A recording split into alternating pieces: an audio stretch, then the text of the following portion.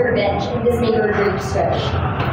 Yeah, Coach Nando was saying even at the halftime, it's probably the first time we played with that sense of urgency. Probably our best defense so far in terms of being locked in, right? I think we gave up about 80 points, which was good.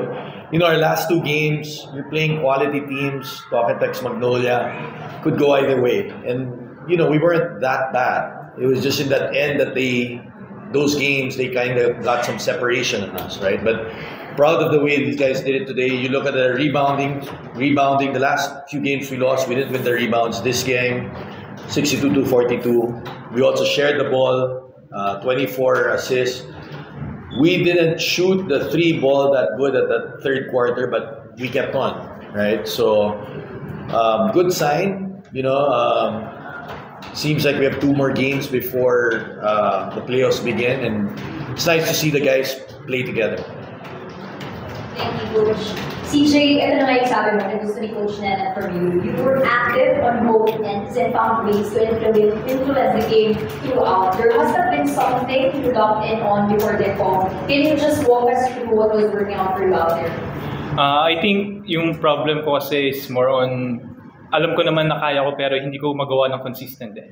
Pero yung mga coaches, tinutulungan nila ako palagi na kailangan maging two-way player ako. Sinasabi nila na okay na yung offense ako, pero yung defense ako lang yung kailangan kong dagdagan.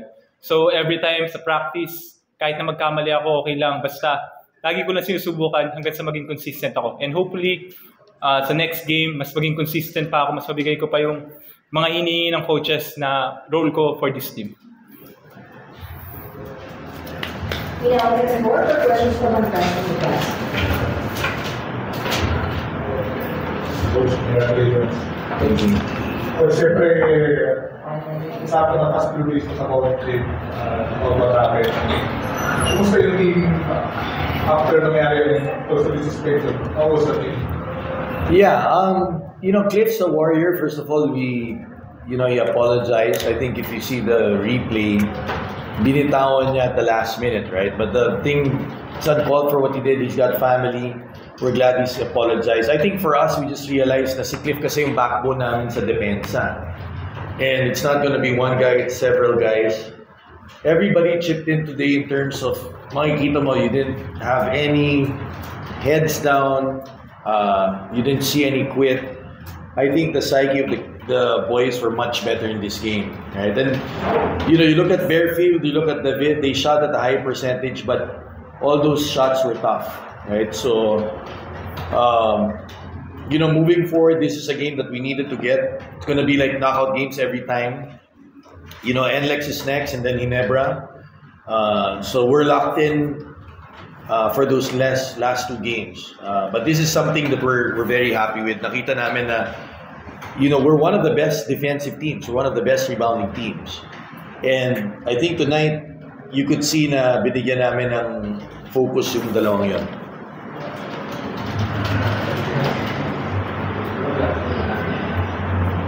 Coach, the last time you went 3-5 in the Philippine Cup, you won the championship.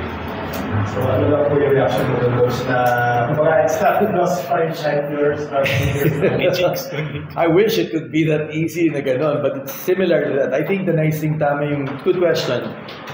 You know, sometimes when your backs are against the wall, it shows your character. Diba? We were 1-3 and 3-5. I think what's nice about this team, there's so many good people from our coaching staff. Our management came in and tried to talk to us, see what they could do. Our rookies are high character. You know, our leaders are high character. So we don't want it to be 3-5. Hindi namin pinano sa ganito. I think teams are really playing well. You know, may pagkukulang kami, but we're lucky now that we at least won this one in convincing fashion. You know, there was no real let-up. I think every quarter we won. The third quarter, 24-23 lang, but 1 out of 9 from 3, but they were good 3-point shots. So, ngayon it just gets harder. NLEX is playing well. You know, Ginebra also needs that win. We have a busy schedule. Ito, tapos yung Champions League. So, nabalita ko pa yung Champions League will be moving earlier by 3 days. So, that might be good and bad. Good because we'll have time to recover coming for the playoffs, but maybe a little bit not that good because now konti yung preparation with the imports. No? So, but I'll take it. We're not really honestly looking at that yung 3 and 5, but it's good to win one. It's good to win one. Coach, si J-Rob, naglalaki sa DCL kasama siya. We'll decide on that, but I'm very impressed by CJ. He's always mild-mannered. He's always smiling. I think he's too nice. I know he's captain ball of UP. Every time we're in practice and you teach him, he's very sincere in looking us in the eye. Parang gusto niya matuto. I have no doubt he's gonna be a star in our league. He's had big games for us, but what I was so proud about, he's known for his scoring. If you look at the times na nasa loob siya, ang ganda ng depensa niya. He was guarding the bare field, he was moving his feet, he was challenging. He was getting sealed by the big, yung mga liliit na detalye where it's uncomfortable, ginagawa niya. And I see a lot of success in him moving forward, right? But he's a cornerstone of our future. He has a lot of responsibility in terms of evolving, being a two-way player. Nandun na yung opensa. Then dinadasal ko na he keeps on improving sa depensa because that's what separates the really great players from the normal ones.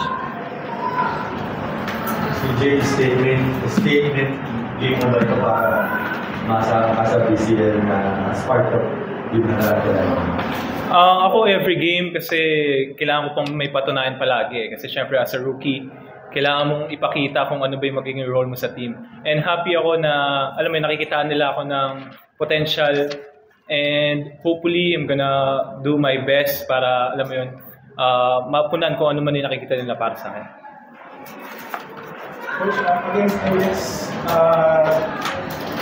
sa mga analysts kayo, good rebounding in this conference. So, do you feel like in that matchup, pagkat mo nga sa rebounds ninyo, do you feel like you turn the tide? Well, the advantage of NX, I noticed, we struggle when we play small, quick lineups. You look at their lineups, they have a lot of 4s and 5s that can switch. Malilit sila, but that small lineup is to their benefit. They spread the floor for Bolik, Coach Jong, and since getting shot, masipag si Sot sa depensa. So they've really been one of the better teams with that. Moving their feet, staying in front, boxing out. It's gonna be a challenge for us because their confidence is really way up. For us, we need consistency now, right? Moving forward, we still have a chance, a small glimmer of chance. I don't know, I think it's twice to beat, but we're looking at just getting playoff ready, right? So I think that one win, if we do, that will be already, I think, inside the playoffs, right? So we'll be ready. We have a hard time kasi big lineup kami. Pag big lineup sa matchup, kaya nila Brandon, nila Raymond, when it's a big team. But when you have quicker guys and they spread the floor, that's where we struggle a bit.